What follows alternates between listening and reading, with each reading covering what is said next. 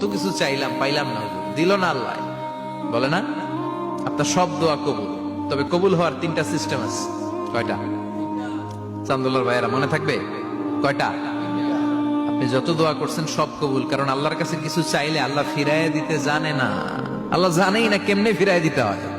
সুবহানাল্লাহ কোন? চাওয়া মাত্রই আল্লাহ বলে অ্যাকসেপ্টেড, যা কবুল, দিব দিব না এটা বলতে জানে না, চাওয়া মাত্রই বলে দিব। 3 সিস্টেম। নাম্বার 1, আপনি আল্লাহর কাছে দোয়া করলেন, চাইলেন, আল্লাহ বলে দিব, বলেই তিনি দিয়ে দেন আর আপনি খুশি হয়ে যান, পেয়ে গেলেন।